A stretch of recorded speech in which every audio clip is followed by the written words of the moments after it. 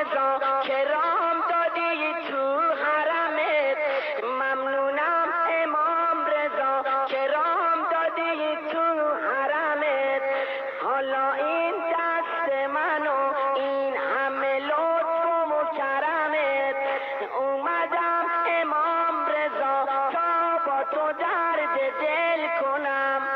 دلمو با مهر تو هر دوتا متصل کنم